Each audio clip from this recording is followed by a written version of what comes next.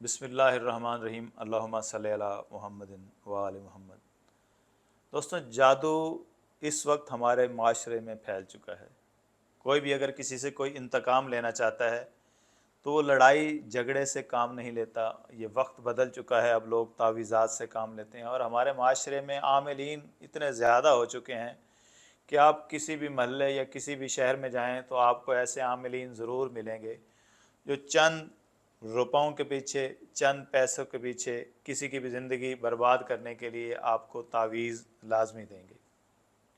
आपको बचना किस तरह है इन हासिदीन से, ऐसे रिश्तेदारों से जो आपकी तरक्की नहीं बर्दाश्त कर सकते, आपसे हसद करते हैं, या ऐसे दोस्त जो दोस्तों के रूप में दुश्मन होते हैं, उनसे कैसे बचना है, इसका मैं आपको बहुत ही एक आसान सा तरीका बताता हूँ।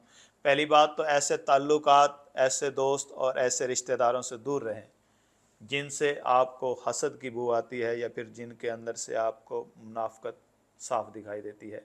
अगर आप ऐसे माशरे से दूर नहीं हो सकते, हमारी रिश्तेदारियां हैं, हमारे मामलात हैं, हम फंसे हुए हैं, तो फिर आपने कोशिश करनी है कि अपना हिसार लाजमी करना है। अब हिसार किस चीज़ का है, इस बारे में मैं आपको एक हिसार बताता हूँ। बिल्कुल ही आम सा हिसार है, लेकिन आपको ऐसे महफूज रखेगा कि आप हैरान रह जाएंगे।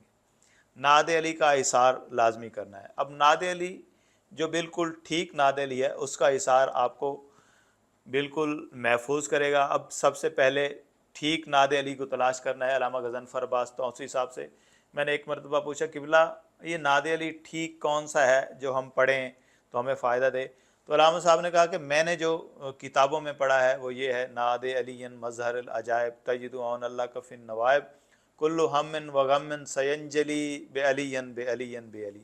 आप अगर 11 मरतबा अपनी रूटीन बना लें, अपना जो है रोज़मर्रा का शेड्यूल बना लें कि उसको पढ़कर अपना इशार किया करें। आपने इशार कैसे करना है, अपने दोनों हाथों पर 11 मरतबा पढ़ के फूंकना है और चेहरे से ऐसे करके आपने टोटल इशार कर लेना है, और फिर सारा दिन आप अपने दुश्मनों से और हासिदीन से महफूज रहेंगे।